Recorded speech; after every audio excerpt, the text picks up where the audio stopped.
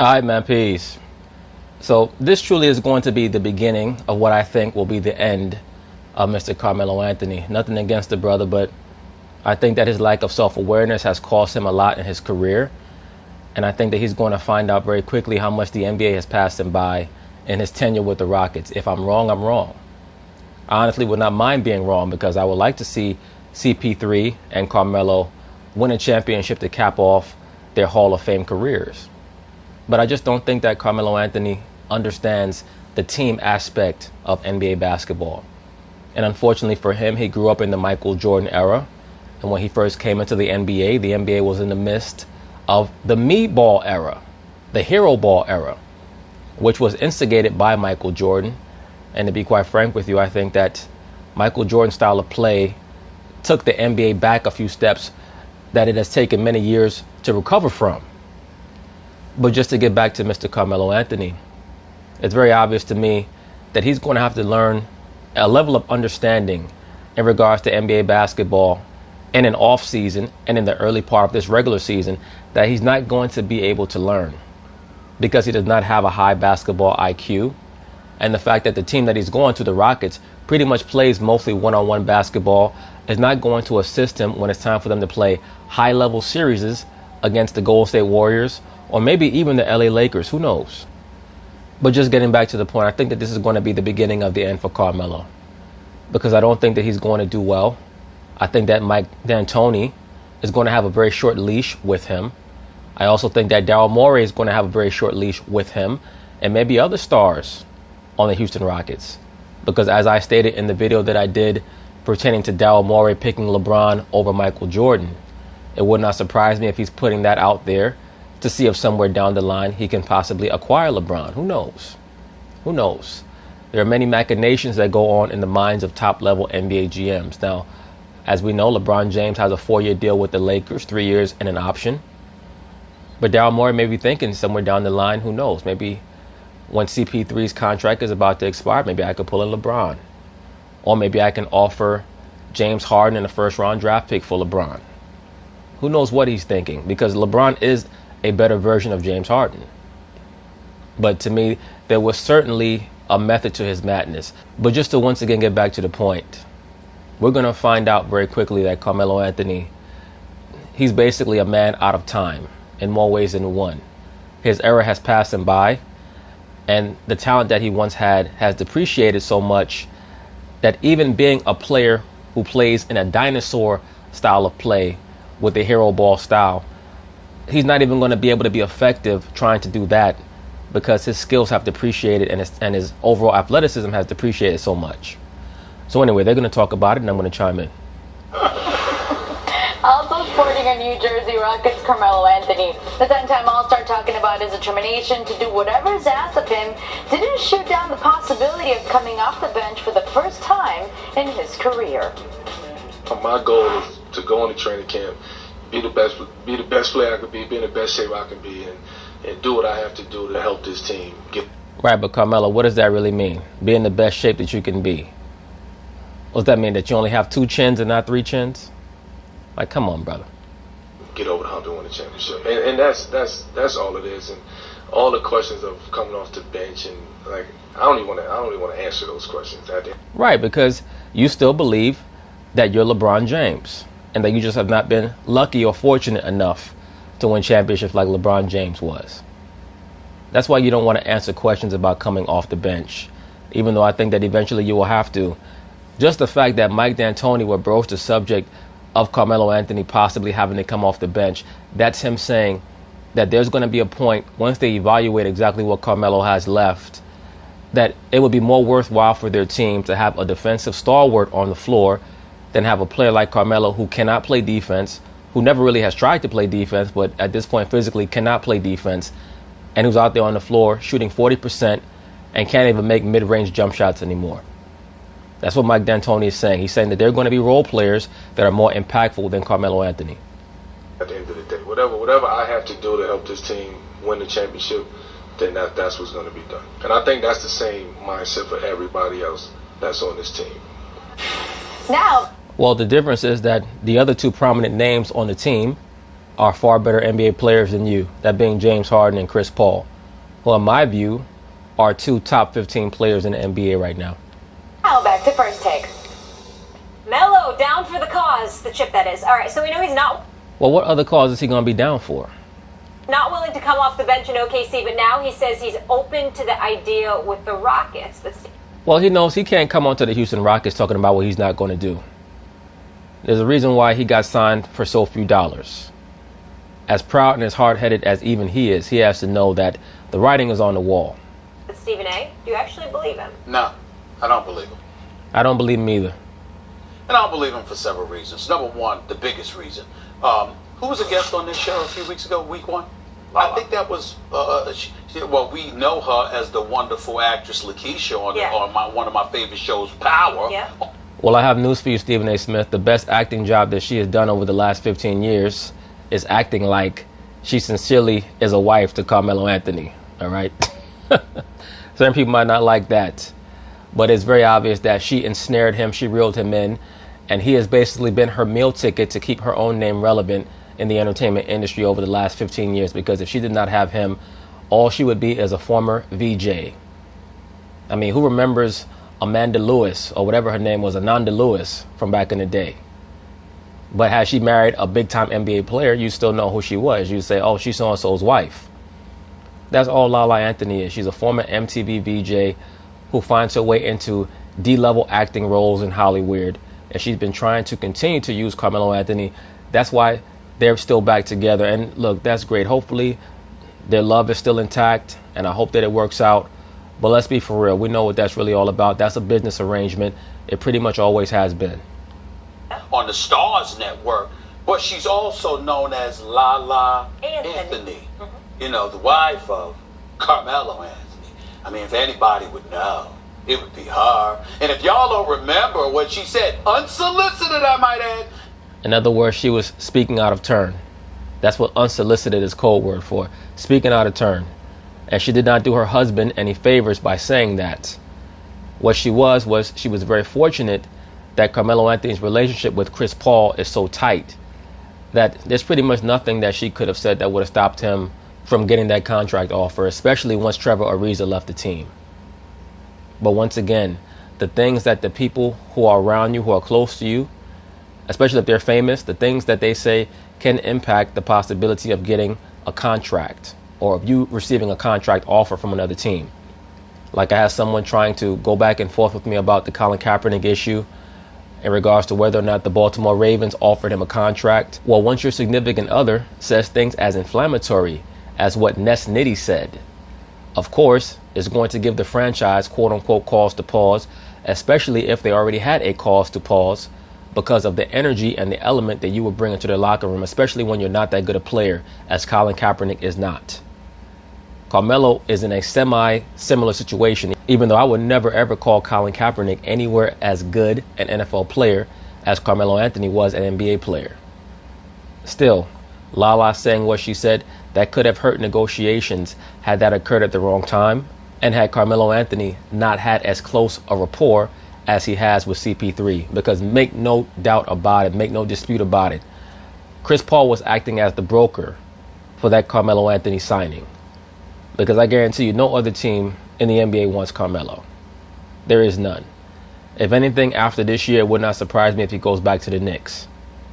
Did I ask her, Max, about Melo coming off the bench? No. Yep. She sat up there and she said, she chimed in on her own and said, he don't need to be coming off no bench. That's what she said. Well, Stephen A. Smith, of course she said that. Because Carmelo Anthony needs to be starting. Because when he's starting, that means that he is of a higher profile. That therefore means that their relationship is of a higher profile, which means that her acting career is of a higher profile. That's how that works. It's the same reason why Gabrielle Union said the same thing to D. Wade. She said, there's no one in this family that's going to be coming off the bench. That's what Gabrielle Union said. Why is that? Because she's in a similar situation. Of course, she's a slightly higher level actress in Hollywood than Lala Anthony. But still, the sentiment is the same. What she says matters. Let me just leave it at that. What she says matters. That's number one. Number two, you lost Trevor Ariza. got $15 million from Phoenix. You lost Luke Amute, thank the good Lord, because, listen, you were missing defensively, but offensively, he will not be missed. Okay? Well, I have news for you, Stephen A. Smith. Offensively, Carmelo might not be missed. Carmelo, to me, right now, is an overinflated and over-exalted big three player masquerading as a former NBA star. You can watch all types of footage of Carmelo Anthony in random gyms all across America with a hoodie on or with a t-shirt on, giving people buckets. But you could take a highlight reel of just about any basketball player in America and make him look like Michael Jordan in a highlight. What is Carmelo going to look like in a real game? Okay, who you started? I had Carmelo Anthony. Who is it? Tariq Black? Yeah. Who's that? Michael Carter Williams? I mean, who's starting ahead of Melo? You got CP. All those guys may be starting ahead of Melo if he does not play well enough on offense. Believe me, the only chance that Carmelo has of starting for the Houston Rockets is that they're hoping that he's going to give them 18 to 20 points a game on upwards of 45% shooting. That's what they're hoping for. His bread and butter is supposedly he's a great one-on-one player. Well, with CP3 and James Harden out there on the floor with him, I don't expect him to be receiving any double teams. So the onus is going to be on him to be proficient in a half-court set, especially where he likes to work on the elbow. You got James Harden, you got Clint Capella, B.J. Tucker, because you need him in that lineup because he's underrated. He's a damn good defensive player. Excellent player. He's underrated. And oh, by the way, we'll have a job in this business someday in the future. Let me tell you something right now. I've interviewed him a couple of times. This brother is made to be a television analyst. Mark my word. Don't be shocked if by the middle of the season, Gerald Green is combating Carmelo Anthony for minutes. Don't be shocked. So what are you going to do? You got Clint Capella on your front line with PJ Tucker. So having a guy like Melo to take, to pick up some of the offensive load is something that's going to be a plus. And last but not least, the chemistry that he has. No matter how tight, we always talk about the Banana Boat crew and D Wade and LeBron with Chris Paul and let me tell you something. Melo and CP3 are incredibly tight. If anybody could get Melo to come off the bench, it would be him.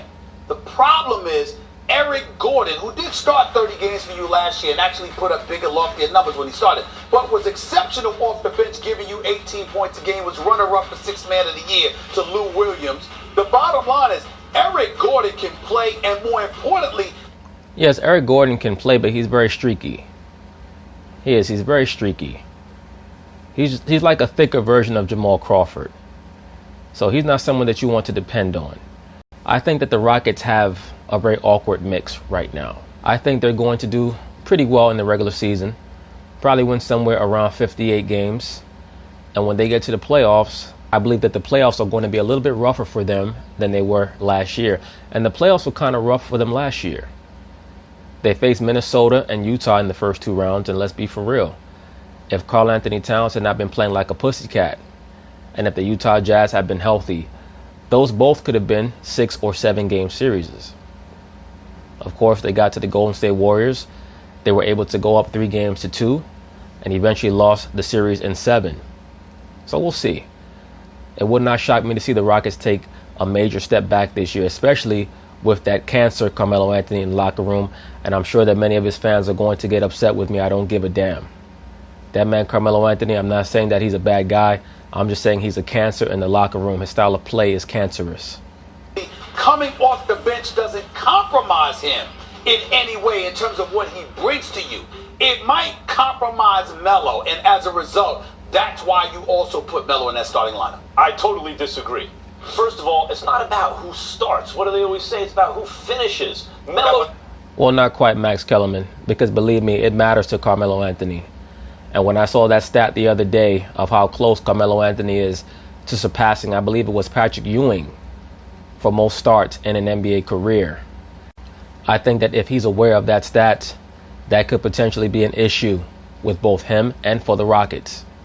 Melo can come off the bench and still finish games, right? The question is, do you believe that he'd be all right? Right. My answer is So yes. do you believe Melo believes it? Yes, my answer is yes, because I think Carmelo Anthony, sometimes you could tell the way a guy is delivering the words, whether he's internalized the message or not. Carmelo Anthony wants to win a championship. He realizes that LeBron's won championships, that Dwayne Wade's won championships. I'm sure he views himself as that caliber player. I can guarantee you that he does. That's what's hurt him so much in his career. He actually believes that he's as good as LeBron James or Dwayne Wade. And he doesn't have any, and it's being held against him. Now, if you look at the way the Rockets are constructed, Chris Paul and James Harden play a lot of minutes together, but the great idea there is you never have to be without an elite point guard on the floor. Meaning Carmelo Anthony, and he didn't say, yes, I want to come off the bench. He said, I want to be used in the best way that helps the team, and everyone should be thinking that on this team. That's a very kind way of saying, in practice, we're going to discern and decipher who the best player is in regards to the position that I play. I already know that James Harden is the number one. I know that CP3 is the quote-unquote number two, but he's pretty much the point guard, so you don't even consider him. That's where Carmelo's mindset is at. I want to do what's best for the team. That's his encoded way of saying, in training camp and in practice, I'm going to bust these dudes' asses. So if Mike D'Antoni tries to sit me, even after I'm busting their ass, I'm going to throw a tantrum. That's all he's saying. He wants to show and prove in practice and in training camp that he's the best small forward / power forward on the team. That's all his commentary was about. It was not to say that I'm going to sit the bench and ride the pine to give our team the best chance of winning a championship. He wants to be an active participant in a championship. He wants to be one of the main guys involved in winning a championship. And he's right. Carmelo Anthony in a second unit is the focal point of the offense. If he's on the floor with James Harden and Chris Paul, maybe you really don't get as much out of Carmelo as you might otherwise get. Right, but in this current style of NBA basketball, how effective is Carmelo Anthony even being the best player on your second unit? Can he even guard second stringers in the NBA? Can he cover enough ground to properly defend jump shooters out at the three-point land after they run that pick and roll or the driving kick?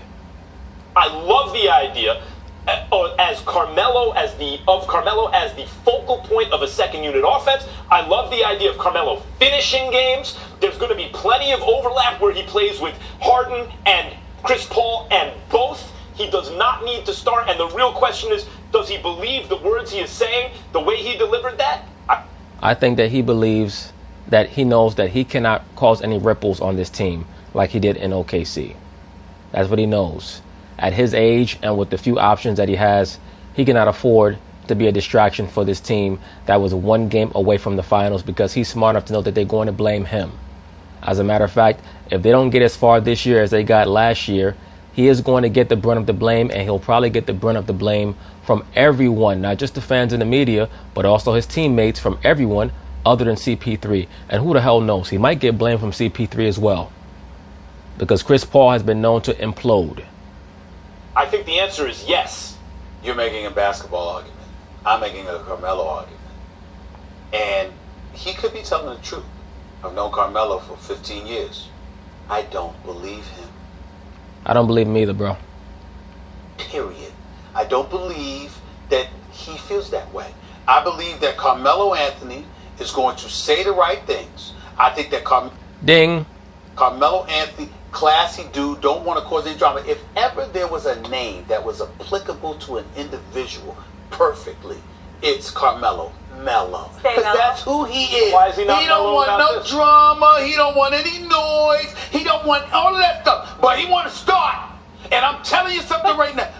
Because he doesn't. But he hasn't been on a team like this, I feel like, that really has a shot. I mean, I guess you could say OKC you could say.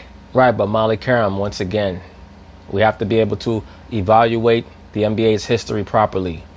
Carmelo Anthony knows that there's going to be a difference in how he's perceived if he's a James Worthy on this team, the second or third option in the starting lineup, as opposed to being a Bob McAdoo or a Gary Payton coming off the bench, or Mitch Richmond. These are Hall of Fame players. How many people remember that Mitch Richmond won a championship with the LA Lakers? When we think of Mitch Richmond, we think of him in Golden State and with Sacramento, putting up 23, 24, 25 points per game every season. Who the hell remembers that he won a championship coming off the bench for the LA Lakers in I believe 2000 or 2001? Who remembers that Gary Payton won a championship in 2006 with Miami? If they do remember, it's because he hit that game-winning shot. Who remembers that Bob McAdoo was coming off the bench for the LA Lakers in the 80s? Carmelo Anthony does not want to be one of those guys. He does not want to be one of those guys who goes by the wayside and people forget even after he's won a championship. He wants to be a starter. They say that, but OKC was supposed to be that with him, Paul George, and Russell Westbrook last year. It was supposed to Why be are you doing that to this man? It was supposed to be that. And I'm telling you right now, Carmelo Anthony does not, but Carmelo Anthony ain't the type of dude that believes there's 20 dudes in the league better than him. Absolutely. Thank you, Stephen A. Smith. You're on point with this take. There's no way he believes that. Why are you doing this to that man right now? Do what to him? You see him sitting. I don't think that Carmelo Anthony thinks that there are any players in the NBA better than him right now. Not even LeBron.